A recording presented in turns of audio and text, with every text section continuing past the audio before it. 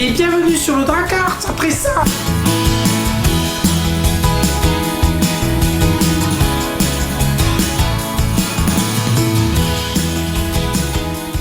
Alors quoi de neuf aujourd'hui au menu?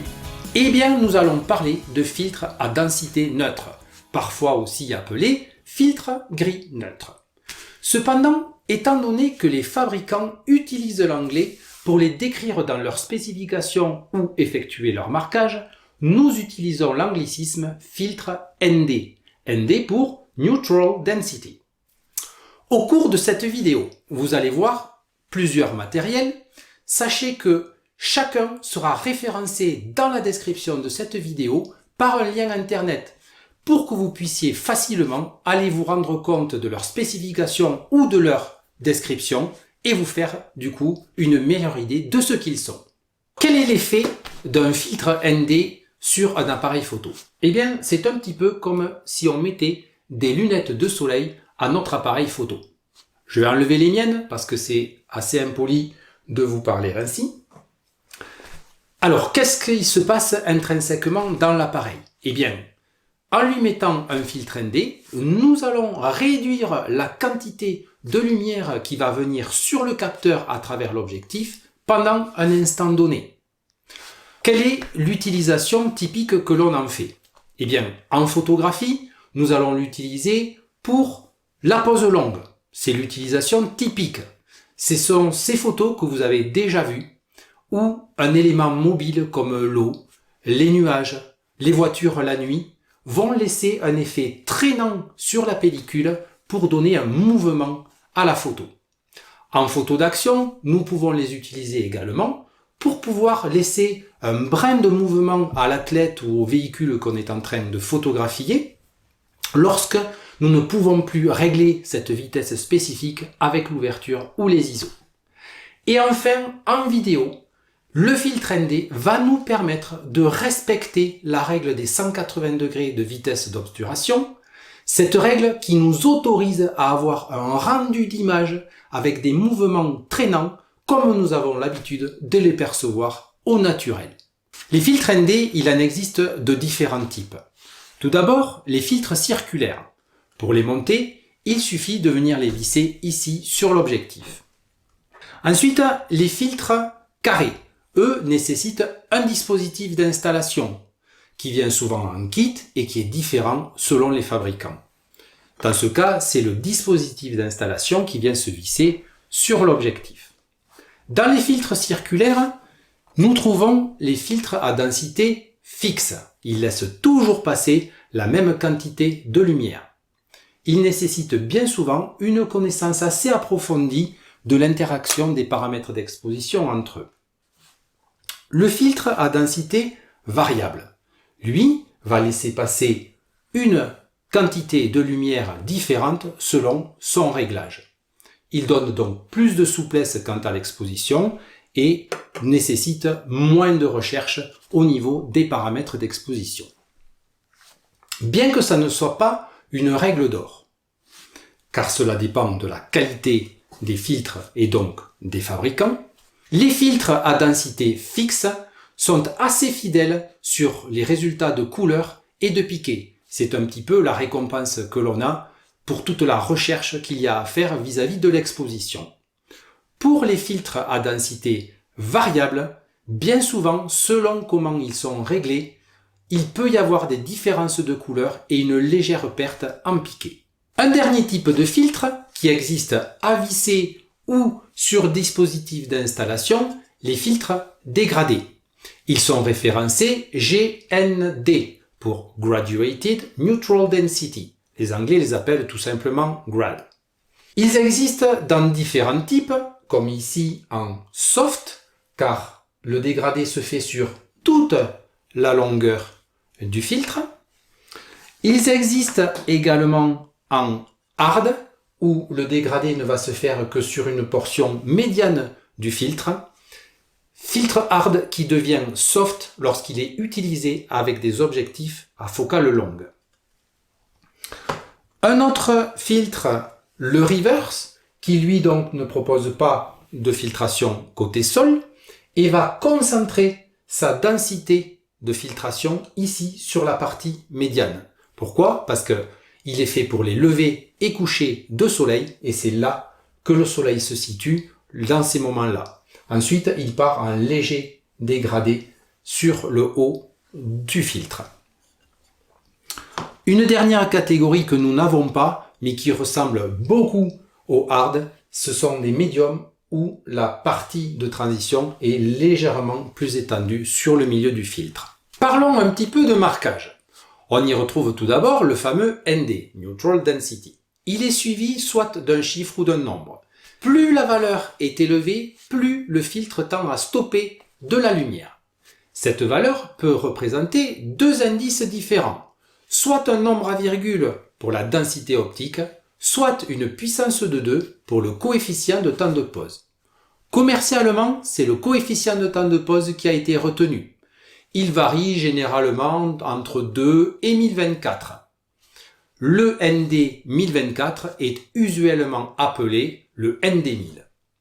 Il existe des filtres au-delà du ND1000, mais c'est plutôt rare. Certains fabricants, comme Lee ou Nissi, donc pas des moindres, ont sorti le ND 32768, d'appellation commerciale le ND 32000. Quelle est l'appellation commune que nous donnons à nos filtres? Eh bien, selon le coefficient de temps de pause qui suit le sigle ND, nous traduisons cette dénomination en unité d'exposition, les stops, EV, Exposure Value, ou le diaphragme. Les fabricants utilisent l'unité anglaise, donc nous parlons en stop. Et c'est ainsi qu'un ND8 est un filtre 3 stops, un ND64 est un filtre 6 stops, un ND1000 est un filtre 10 stops. Les filtres que je viens de citer sont les plus utilisés et les plus utiles, surtout le 6 et le 10 stop. D'ailleurs, chez Lee, l'un des acteurs majeurs du filtre photo dans le monde, le 6 stop s'appelle Little Stopper, le 10 stop Big Stopper et le 15 stop, le fameux ND 32000, Super Stopper. Alors à présent, comment retrouver un filtre X stop dans son stack si les stops ne sont pas marqués sur le filtre? Eh bien, nous allons voir ça à travers cet exemple. Imaginons cette scène qui est visiblement surexposée, que je souhaite ramener à une exposition qui me convient. Pour cela, je vais toucher le paramètre d'ouverture et chercher le réglage que je souhaite. Voilà, disons que une exposition comme elle est à présent me convient bien. Je suis passé, en manipulant l'ouverture, de F4 à F11. Le problème que j'induis, c'est que je change ma profondeur de champ. Moi, ce que je voudrais, c'est avoir cette exposition, mais avec une profondeur de champ de F4. Donc créer un bokeh derrière. Eh bien, c'est très simple. Je suis allé de F4 à F11. Donc j'ai parcouru 3 stops pour ça. Eh bien, pour trouver mon filtre ND correspondant, il me suffit de multiplier 2 autant de fois par lui-même que j'ai de stops parcourus. Ici, 3 stops.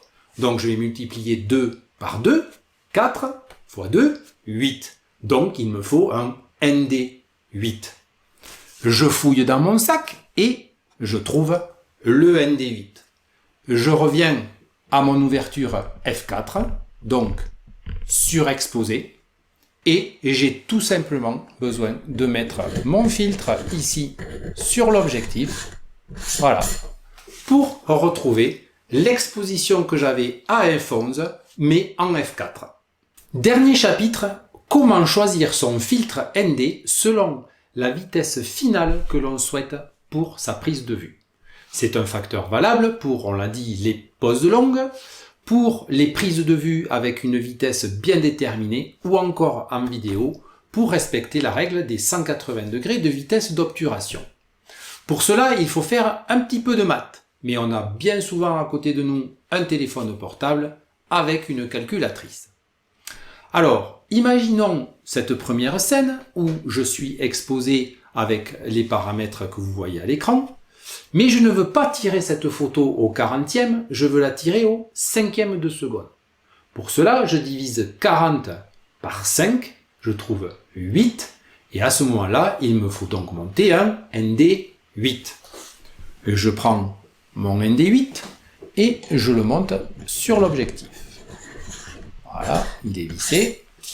Maintenant, il ne me reste plus qu'à descendre mon exposition ici au 5e pour retrouver la même exposition que j'avais au départ au 40e, mais cette fois-ci avec la vitesse que je souhaitais. Un autre exemple. Donc, je vais démonter le filtre, revenir sur une vitesse plus haute et on va prendre par exemple le 60e de seconde. Je voudrais tirer une photo exposée comme elle est là, mais pas au 60e, je voudrais la tirer à 1 seconde. Si je divise 60 par 1, je trouve forcément 60. Donc il me faut prendre le filtre ND directement supérieur qui est le 64. Coup de chance, j'ai un 64. Je peux donc descendre à 1 seconde. Voilà. Et mettre mon filtre ND pour retrouver l'exposition de départ. Un dernier exemple, je vais réexposer sur une vitesse, on va dire par exemple au 125e. Je vais remonter mes ISO pour déboucher un petit peu. Voilà. Et mettons que je veuille tirer une photo exposée comme ça, mais pas au 125e, mais je la voudrais au 1/5 de seconde. Et bien à ce moment-là, je divise 125 par 5, je trouve 25, et donc je prends mon filtre ND directement supérieur, soit un ND32. Je le monte ici sur l'objectif et je descends à mon 5e de seconde. Dans ce cas de figure, le problème est que au 5e de seconde, je ne suis pas exposé comme je l'étais au 125e. Pourquoi ? Parce que si je divise mon 125 par 32, je trouve 4. Donc, cela veut dire que ma vraie exposition pour être comme au 125e, c'est à 1/4 de seconde. Mais je ne veux pas 1/4, je veux 1/5. Donc, je reviens à mon 1/5.